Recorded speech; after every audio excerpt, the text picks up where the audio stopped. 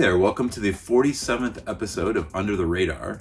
I'm stoked to be back, and before I bust into this next episode, this next release that I'm going to cover, I wanted to just plug the fact that I'm going to be dropping a music video very, very soon for Second Coming, which is a B-side from my new album, Escape Babylon, which will be released this fall.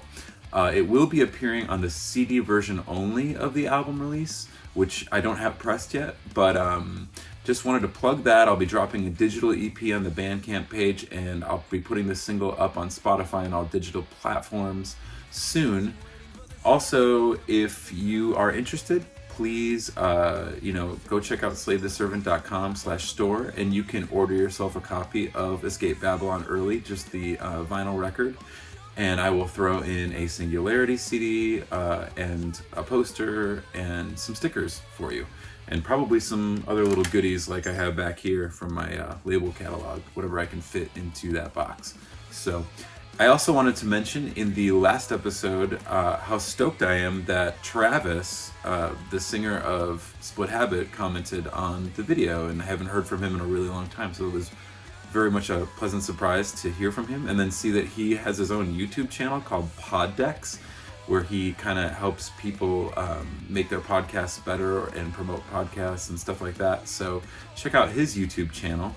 And in relation to that, I wanted to say that this next band that I'm going to cover today is in direct relation to the last episode because, you'll hear why exactly, but the band that I'm about to cover is a band called Ryan's Hope from Joliet, Illinois. And this band, I played with them back in, I think it was 2003, my band Midwest Blue. We drove out to Mojo's Cafe, and we played with them and Evil Us's. And I remember really digging on Ryan's Hope, and I think at the time they had 2 EPs out, but I hadn't heard any substantial record or recordings by them at the time. And then we played again together with Split Habit, I think a couple times, at least once at Subculture Skate Park, I remember in Elgin. And I just remember being pretty blown away by their live show even more. They had a whole nother set of songs that they had been working on. This is in 2004. And then fast forward to the record release show for Split Habit's Put Your Money Where Your Mouth Is. I was backstage at the Metro, and I saw Terry, the singer. And Terry had a box that Mike Flumley had just handed him. It was a box of 30 or 25 CDs of their new record.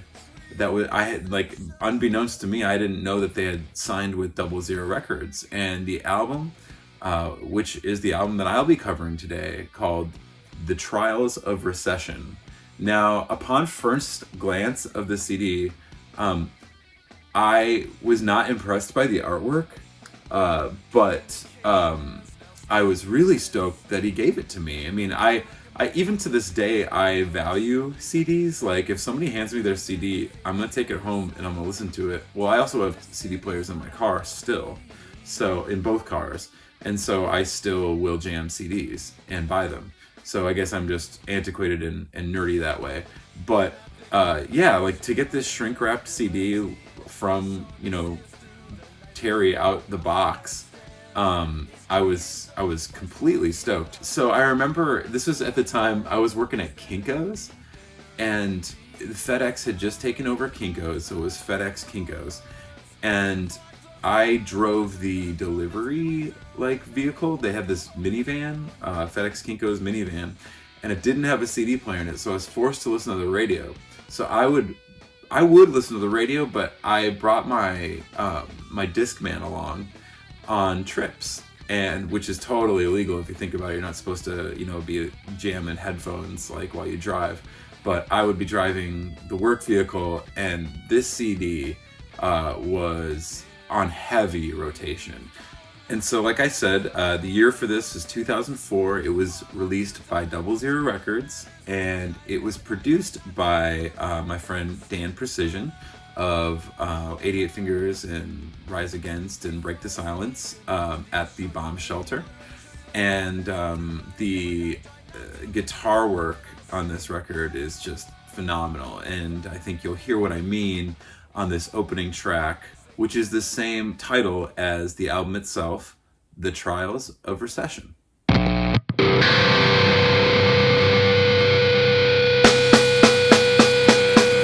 I want to take this somewhere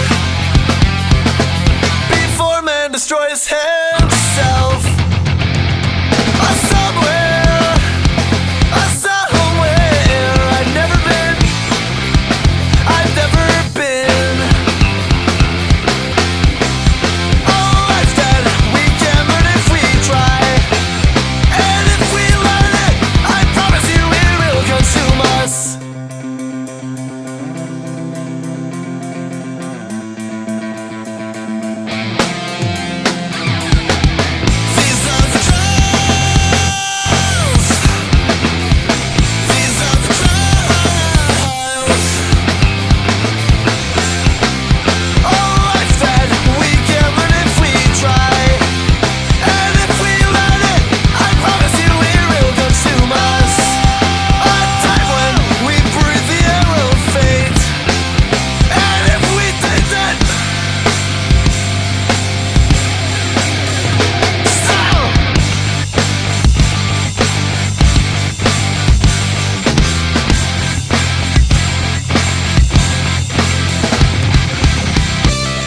Upon first listen to this opening track, I was completely blown away.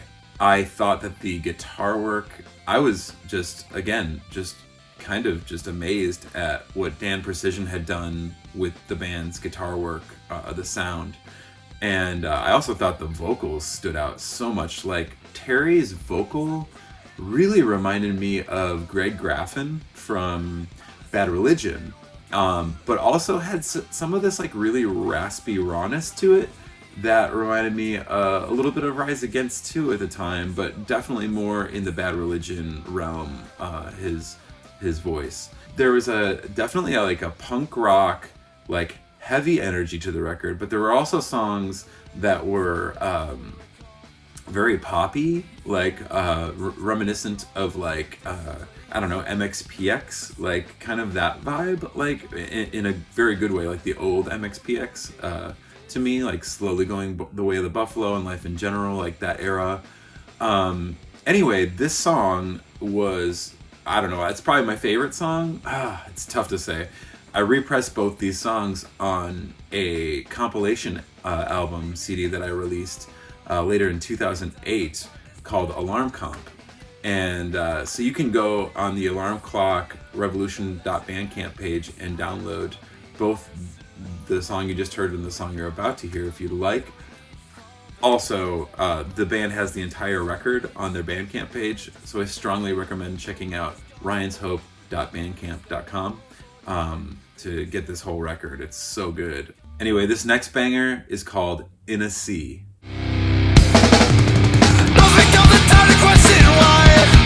Why do we misuse each other's time? Forever I will drown in memories of the days I'll never duplicate. This thousands and quit my very soul. And I promise I will meet you there. In a sea of nothingness, I can't recall a feeling that was more repulsive and more destructive. In a dream of emptiness,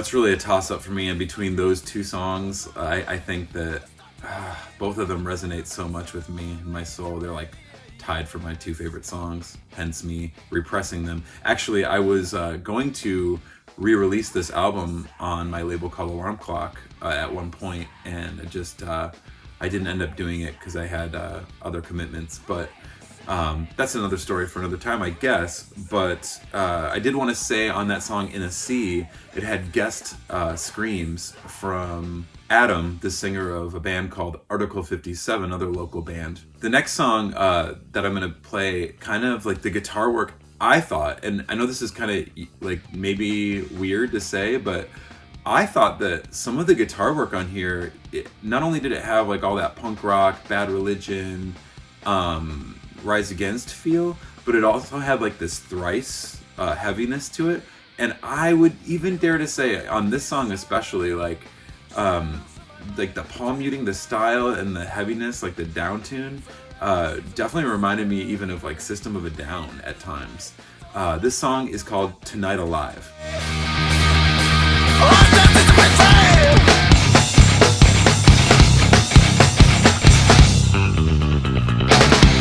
In a life of competition, shadows of my mind tonight. Forever seems so distant. Bleed into the night, though the light still dawns and beckons calling to me. Our death is the refrain. Tonight we rise, yeah.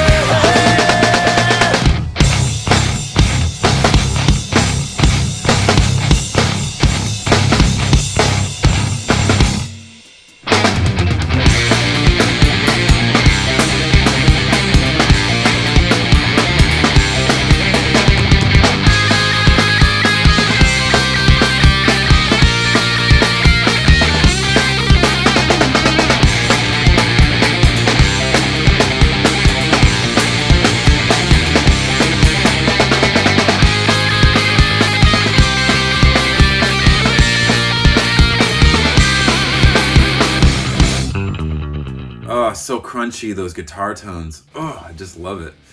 Just amazing work. I thought Dan really got an amazing sound out of this band. And Terry's guitar work is just phenomenal. Great musician. This next song I want to showcase is called Fiction and Transcendence.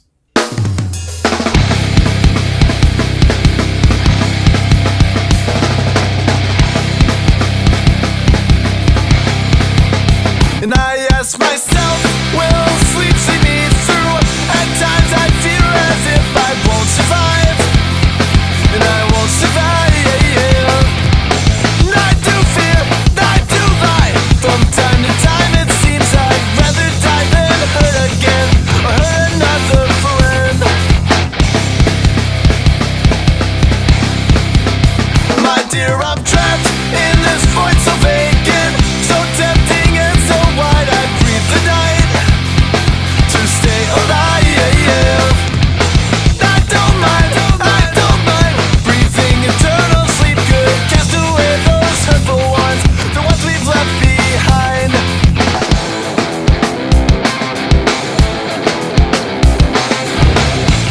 And these people we love forevermore, they will tear us apart before our very eyes.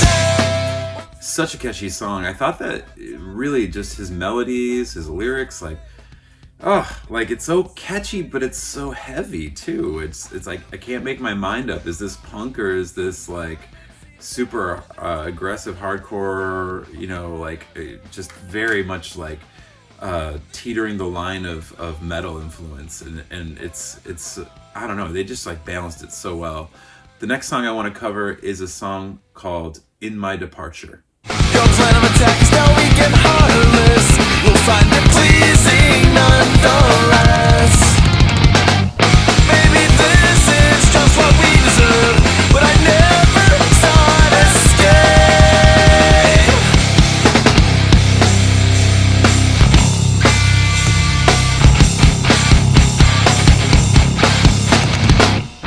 What to become something it never should be. That's what I learned to walk beyond. What's the dream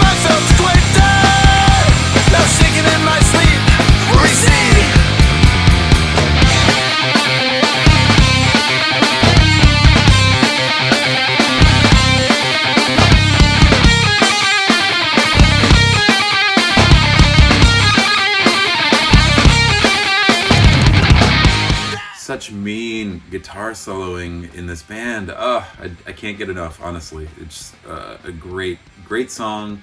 The next song that I'm going to play is a little bit faster, and you'll hear what I mean in that guitar work as well on this one. This song is called Bloodlust. And I can feel it was upon me, burning dreams at your expense.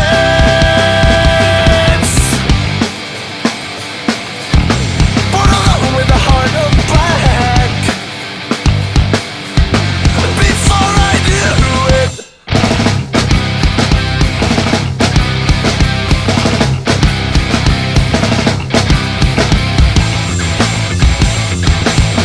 even though you never heard my voice, even though you never heard my voice, even though you never heard my voice, heard my voice.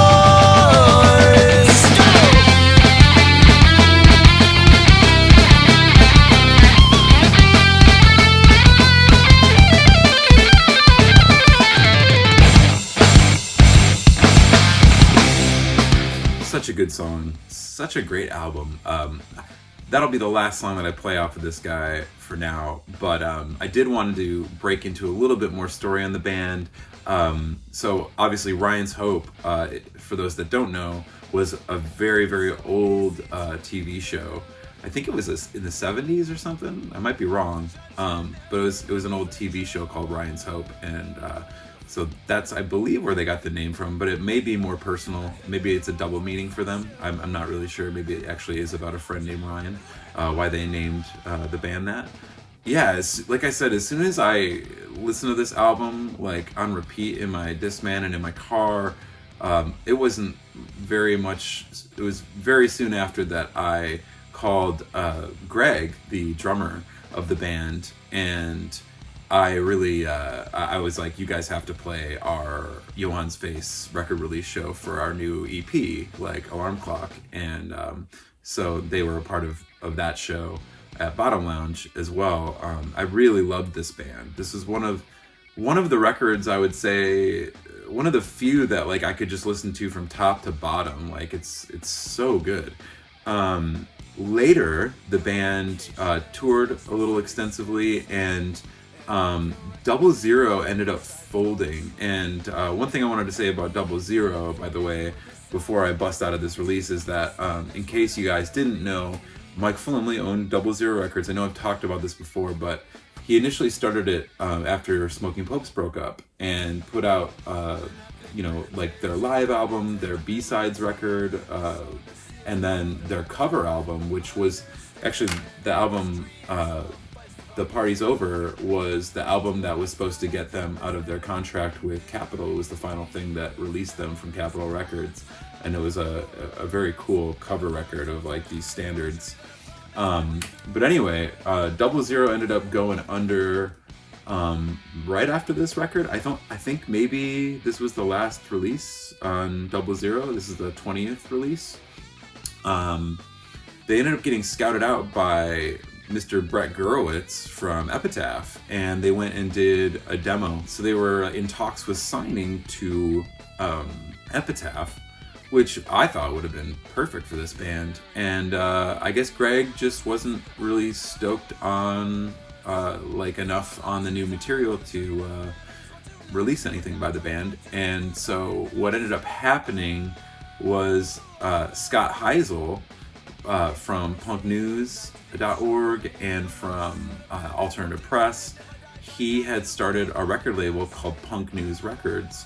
And I don't know if this is true or not. I thought that like maybe Epitaph still distributed like their releases, and they only had, I think, a couple bands. They had Somerset and Ryan's Hope. So they signed Ryan's Hope, and they did this record called Apocalypse in Increments, which is also very good. I have to say, I'm more of a fan of this record. The songs on this record are just pristine. This is a great record too. Nothing wrong with it. Especially like the recording of this record is even better. Like the drums sound fantastic as opposed to the drums on this record. And all around, I just think they had more time, more money to be put into it. So they actually had a budget to do this record. So you could check both these albums out on ryanshope.bandcamp.com. You can get their EPs, you can get some cover songs and singles. Later, this band went on to form another band called Reaganomics, and they were on Red Scare, which was like a subsidiary or like side label of like Fat Records. I think they got distro through Fat. It was Toby from Fat Records, I think, started a Red Scare. Also put another one of my friends' bands out called The Brokedowns, which I covered way earlier, who I'll be covering in the future. I think you should definitely check this record out. Go check out The Trials of Recession. You might be able to find a copy on Discogs if you're lucky. And then also check out alarmclockrevolution.bandcamp.com. I think I have like 3 copies of this left, but the Alarm Comp is still available. And yeah, in other news, just been grinding, just been working on things. Just hopefully I'll be able to get some music videos together soon. I've been working on my bus, as I had said, I think earlier in some episodes. I purchased a Greyhound bus, so I'm trying to get that fixed right now. It's in the shop. I'll get that sucker running and then take care of some aesthetics. So I have a lot of bills involving my Greyhound bus, but I'm very excited about it. And as I said also at the beginning, I will have a music video dropping very soon for Second Coming, which is just a B-side from that didn't make the album Escape Babylon. Again, go to slavetoservant.com/store and purchase a copy of my new record. Even though it's not out yet, I will send it to you with some other goodies. I have plenty of CDs from my back catalog of my old record label, Alarm Clock Revolution, and I will include them in your order. So stay tuned for another episode in the near future, and thank you for your time.